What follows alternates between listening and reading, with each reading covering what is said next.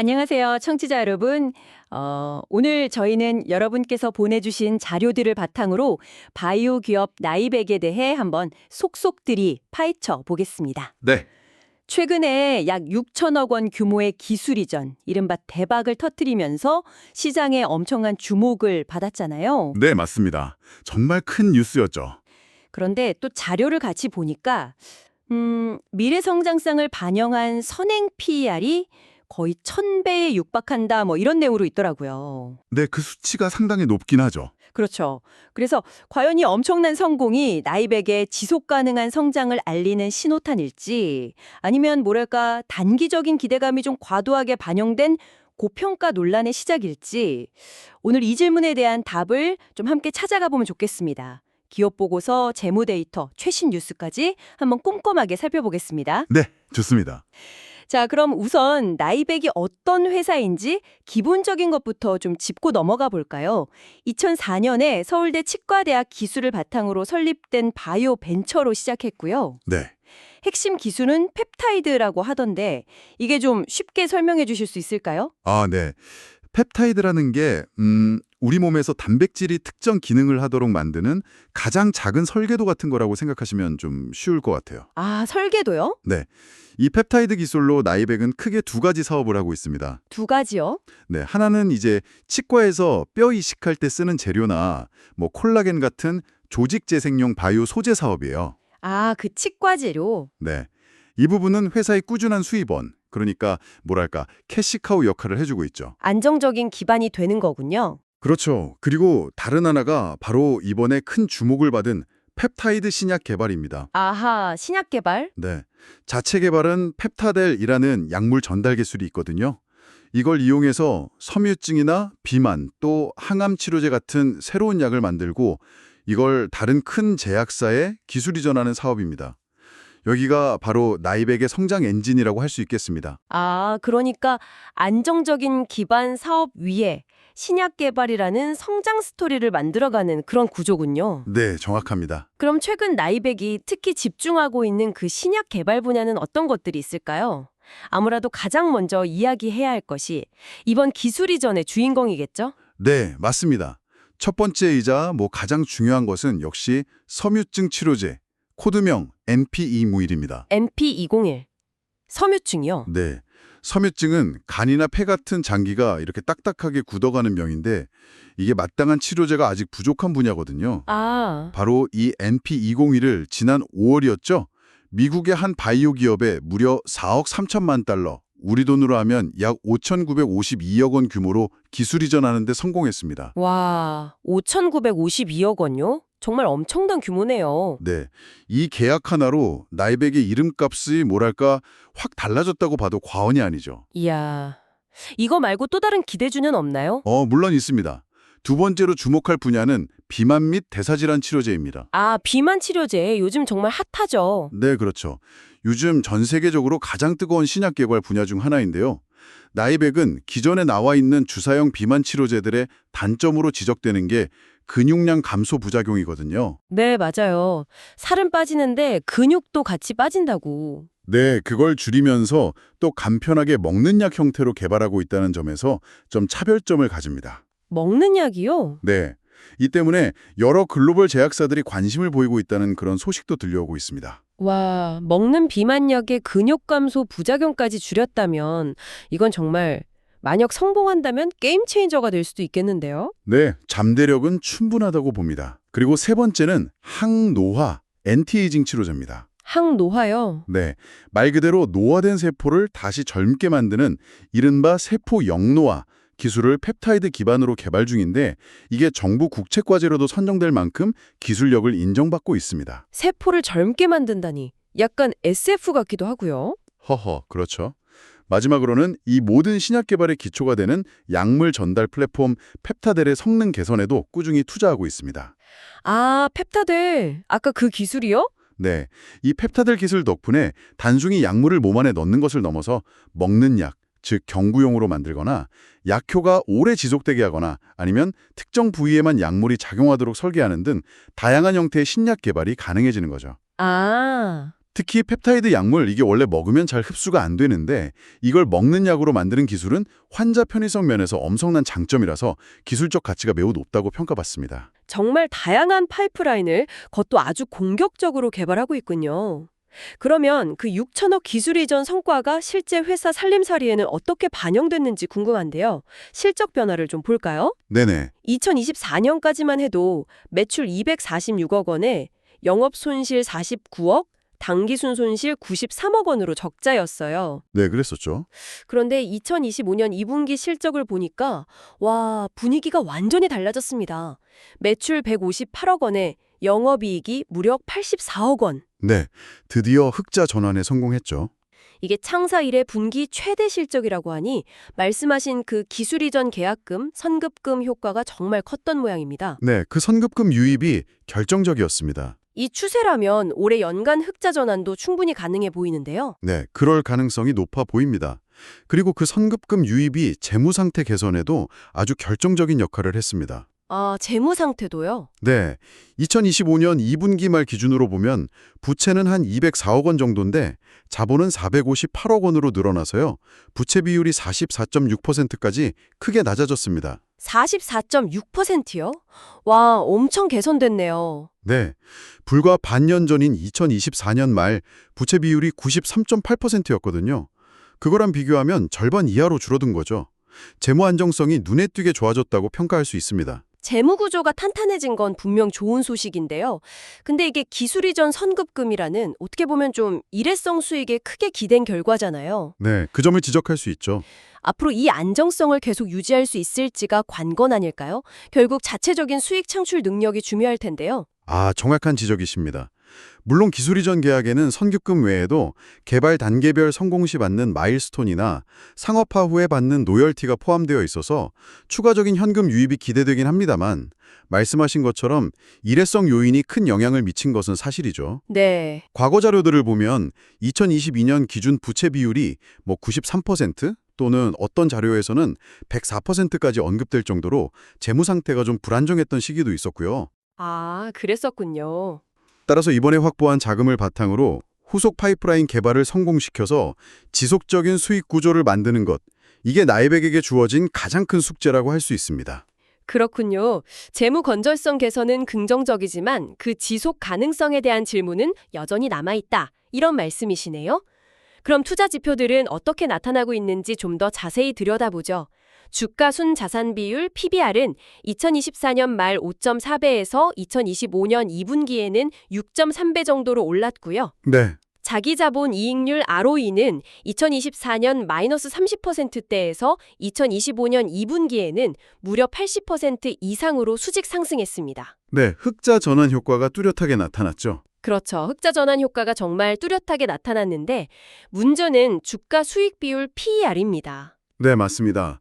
PER을 보면 시장의 기대감이 어느 정도인지 좀 실감할 수 있는데요. 네. 2024년엔 적자여서 PER 계산 자체가 불가능했는데 12개월 선행 PER, 그러니까 향후 1년 예상 실적 기준 PER이 998.7배로 나옵니다. 998.7배요. 거의 1000배네요. 네, 거의 1000배에 달하는 수치죠. 이야, 저도 자료 보고 좀 놀랐습니다. 이게 통상적인 바이오 기업의 PER과 비교해도 상당히 높은 수준 아닌가요? 네, 아주 높은 편이죠. 왜 시장은 이렇게까지 높은 평가를 내리는 걸까요? 단순히 신약 하나에 대한 기대감만으로는 설명이 좀 어려울 것 같은데요. 맞습니다. 1000배라는 PER은 단순히 기대가 크다는 말로는 좀 부족하고요. 자료들을 좀 종합적으로 분석해보면 시장은 나이백이 가진 그 펩타델이라는 약물 전달 플랫폼 기술 자체의 확장성, 여기에 베팅하고 있다고 해석할 수 있습니다. 아, 플랫폼 기술 자체요? 네, 즉 이번 섬유증 치료제 기술 이전 성공이 그냥 단발성 이벤트가 아니라 이 플랫폼을 기반으로 앞으로 비만 치료제, 항노화 치료제 등 다양한 후속 파이프라인에서도 반복적으로 성공할 가능성, 즉 플랫폼의 재현성에 높은 가치를 부여하고 있다는 거죠. 첫 성공이 플랫폼 전체의 가치를 입증한 신호탄이다. 이렇게 받아들여지고 있다. 네, 그렇게 볼 수 있습니다. 하지만 말씀하신 대로 바이오 투자의 특성상 이 높은 기대가 현실화될지는 아직 미지수고 또 상당한 리스크를 내포하고 있다는 점도 분명합니다. 그리고 배당은 현재 없습니다. 시장의 기대가 플랫폼 기술 자체에 쏠려 있다는 해석이군요. 흥미롭네요. 주주 구성은 어떤가요? 최대 주주는 창업자인 정종평 대표이사를 포함한 특수관계인으로 지분율은 19.36%입니다.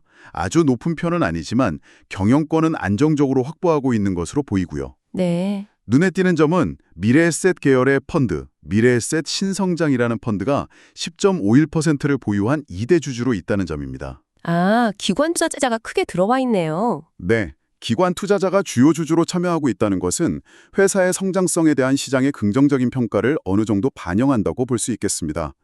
그 외 자사주가 한 0.32%, 외국인 지분율은 1.66% 수준입니다. 그렇군요. 그럼 최근 3개월간 시장에 영향을 미친 주요 뉴스들을 좀 정리해보죠. 역시 가장 큰 건 5월에 그 6천억 규모 기술 이전 소식이었습니다. 네, 그렇죠. 이 뉴스 하나로 주가가 이틀 연속 상한가를 기록할 정도로 시장 반응이 아주 폭발적이었죠. 네, 정말 대단했죠. 그리고 8월에는 이 계약의 선급금이 반영된 2분기 어닝 서프라이즈 소식이 있었고요. 같은 달에 온라인 기업 설명회, IR을 통해서 회사의 비전을 공유하면서 주주들과 소통하려는 모습도 보여졌습니다. 네, 맞습니다. 이런 굵직한 호재들이 연이어 나오면서 시장의 기대감을 한껏 끌어올렸다고 볼 수 있죠. 정책적인 측면에서는 특정 정치 이슈보다는 정부가 바이오 산업을 미래 성장 동력으로 보고 신약 개발을 지원하거나 R&D 비용에 세제 혜택을 주는 등 이런 전반적인 우호적인 정책 기조가 나이백 같은 R&D 중심 기업에게는 긍정적인 환경을 제공한다고 볼 수 있습니다. 주식시장에서는 이런 나이백을 보통 어떤 테마로 분류하고 있나요? 주로 기술 이전, 그러니까 L5 테마, 펩타이드 의약품, 비만 치료제, 그리고 항노화, 엔티에이징 같은 테마와 연관되어서 움직이는 경향이 있습니다. 아, 그렇군요. 따라서 이런 테마들이 시장에서 주목받을 때 나이백의 주가 변동성도 함께 커질 수 있다는 점을 좀 염두에 두어야 합니다. 자, 그럼 가장 궁금해하실 부분이죠. 어제 2025년 8월 27일자 주가 흐름과 그 배경을 좀 더 자세히 살펴보겠습니다. 어제 종가가 24,450원으로 마감했는데 전날보다 600원, 약 2.5% 상승했네요.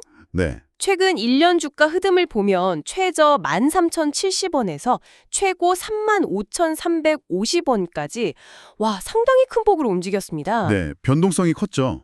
기술적으로 보면 5월 말 기술 이전 공시 직후에 주가가 35,350원까지 그야말로 수직 상승했습니다. 네, 정말 급등했죠. 네. 하지만 이후에 차익 실현 매물 같은 것들이 나오면서 조정을 받았고 한동안 2만 원 초중반대에서 등락을 거듭하는 약간 박스권 움직임을 보였죠. 네. 어제 8월 27일의 2.5% 상승은 이 박스권 하단부 부근에서 나온 반등 시도 정도로 해석할 수 있습니다. 양봉으로 마감한 점은 긍정적이지만 단기 급등 이후 형성된 3만 원대 이상의 매물 부담이 여전히 존재하기 때문에 이 매물대를 소화하고 추세를 바꾸기 위해서는 뭔가 추가적인 모멘텀이 필요해 보입니다. 그럼 어제 주가가 오른 구체적인 이유가 있었나요? 특별한 호재성 뉴스가 있었던 것 같지는 않은데요. 맞습니다. 제공해 주신 자료들을 저희가 종합적으로 검토해봐도 8월 27일 당일 나이백 주가 상승을 이끌 만한 특별한 개별 호재나 뉴스는 확인되지 않았습니다. 아, 없었군요. 네, 8월 중순에 발표된 2분기 호실적은 이미 주가에 어느 정도 반영된 상태였고 그 이후로는 기간 조정을 거치던 중이었거든요. 네. 따라서 어제의 상승은 특별한 재료보다는 기술적인 요인, 예를 들어 단기 낙폭에 따른 저가 매수세 유입이나 박스권 하단에서의 기술적 반등 성격이 강하다고 분석됩니다. 다만 이런 작은 움직임에도 시장의 관심이 집중된다는 것은 그만큼 나이백에 대한 기대와 또 논란이 공존하고 있다는 방증이기도 하겠죠. 알겠습니다. 개별 호재보다는 기술적 반등과 시장의 지속적인 관심이 반영된 결과라는 분석이시군요. 그럼 나이백이 시장에서 가진 경쟁력은 무엇이고 앞으로의 사업 전망은 어떻게 볼 수 있을까요? 나이백의 핵심 경쟁력은 역시 앞서 말씀드린 독자적인 펩타이드 기술과 이걸 효과적으로 전달하는 펩타델 플랫폼에 있습니다. 네, 그 두 가지. 네, 특히 펩타델 플랫폼을 통해서 주사제가 아닌 먹는 약 형태로 신약을 개발할 수 있다는 점은 큰 강점이죠. 또한 이번 대규모 기술 이전 성공 자체가 나이백의 기술력을 시장에서 입증한 확실한 증거가 되었다고 볼 수 있고요. 그렇죠. 계약이 증명한 셈이니까요. 네, 계약 구조 역시 선급금뿐만 아니라 단계별 마일스톤과 로열티를 받는 방식으로 설계되어서 개발 리스크는 분산하면서도 향후 안정적인 현금 흐름을 창출할 수 있는 기반을 마련했다는 점에서도 긍정적입니다. 섬유증 외에도 비만, 항로화 등 다양한 고부가가치 파이프라인을 보유하고 있다는 점, 그리고 중국을 포함한 글로벌 시장 진출을 꾸준히 추진하고 있다는 점도 경쟁력으로 꼽을 수 있겠네요. 중국에서는 이미 다른 제품의 임상을 마치고 허가 절차를 진행 중이라고 하니까요. 맞습니다. 이런 경쟁력을 바탕으로 한 향후 전망은 단기적으로는 그 기술 이전 계약에 따른 마일스톤 수입이 얼마나 순조롭게 유입되느냐가 중요할 것이고요. 네. 장기적으로는 비만 치료제 같은 후속 파이프라인의 임상 성공 및 추가 기술 이전 또는 상업화 여부가 성장의 키를 쥐고 있다고 볼 수 있습니다. 이번 성공을 발판 삼아 다른 글로벌 기업과의 추가적인 파트너십 가능성도 열려 있고요. 결국 펩타이드 플랫폼 기술을 기반으로 얼마나 꾸준히 성과를 만들어낼 수 있느냐, 이게 관건입니다. 자, 지금까지 나이백에 대한 다양한 정보와 분석을 종합해봤습니다. 이제 가장 중요한 투자 관점에서의 시사점을 정리해볼 시간인데요. 시작하기 전에 오늘 저희가 나누는 이야기는 여러분의 투자 판단을 돕기 위한 정보 제공일 뿐 특정 종목의 매수나 매도를 추천하는 것이 아니며 최종적인 투자 결정과 책임은 청취자 여러분 본인에게 있다는 점을 다시 한번 강조드립니다. 네, 꼭 유념해 주셔야 합니다. 핵심 요약부터 해볼까요? 나이백은 기술 이전 성공으로 재무 안정성을 확보하고 기업 가치를 한 단계 끌어올렸습니다. 네, 가치가 주가에 상당히 미리 반영되어 있다는 부담감도 존재합니다. 네, 그 양면성이 있죠. 따라서 투자의 관건은 명확합니다. 첫째, 이번 기술 이전 계약에 따른 후속 마일스톤과 로열티 수입이 계획대로 꾸준히 들어올 것인가. 네. 둘째, 기대를 모으고 있는 비만 치료제 등 다른 파이프라인들이 성공적으로 개발되어서 추가적인 가치를 창출할 수 있을 것인가. 이 두 가지 질문에 대한 답을 찾아가는 과정이 나이백 투자의 핵심이 될 겁니다. 그럼 구체적인 투자 전략은 어떻게 가져가 볼 수 있을까요? 자료들을 바탕으로 보면 단기적으로는 주가 변동성이 클 수 있다는 점을 좀 염두에 두어야 합니다. 그렇죠. 기술 이전 발표 후에 주가가 급등했던 만큼 작은 뉴스 하나에도 주가가 크게 움직일 수 있거든요. 따라서 추격 매수보다는 장기적인 성장성을 보고 주가가 조정을 받을 때 분할 매수하는 접근 방식을 고려해 볼 수 있습니다. 네, 타이밍이 중요하겠네요. 예를 들어 기술적 지지선으로 여겨지는 주요 이동평균선이나 이전 박스권 하단 부근에서 지지력을 확인하면서 접근하는 시기죠. 그리고 무엇보다 중요한 것은 리스크 관리입니다. 바이오 투자는 특히 예상치 못한 변수가 많기 때문에 파트너사의 임상 진행 상황이나 후속 파이프라인 개발 관련 뉴스 등을 꾸준히 확인하는 것이 필수적입니다. 네. 또한 나이백 투자 시 유의해야 할 위험 요인들을 명확히 인지해야 합니다. 어떤 위험 요인들을 특히 주의 깊게 봐야 할까요? 가장 본질적인 리스크는 역시 임상 실패 또는 지연 위험입니다. 아무리 전임상 데이터가 좋아도 실제 사람을 대상으로 하는 임상 과정에서는 예상치 못한 결과가 나올 수 있거든요. 신약 개발 실패는 곧바로 기업 가치 하락으로 이어질 수 있죠. 그렇죠. 바이오의 가장 큰 리스크죠. 네. 두 번째는 재무적 불확실성입니다. 2분기 흑자 전환은 긍정적이지만 이것이 지속 가능한 수익 구조로 자리 잡을지는 좀 더 지켜봐야 합니다. 과거 적자 이력이나 일부 자료에서 언급된 높은 부채 비율, 개선되긴 했지만요.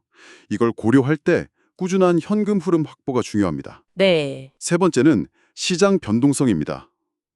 바이오 섹터 자체가 시장 상황이나 투자 심리, 경쟁 환경 변화, 규제 이슈 등에 좀 민감하게 반응하는 경향이 있습니다. 네, 시장 분위기도 타고요. 마지막으로 이번 6천억 기술 이전 계약이 조건부라는 점도 잊지 말아야 합니다.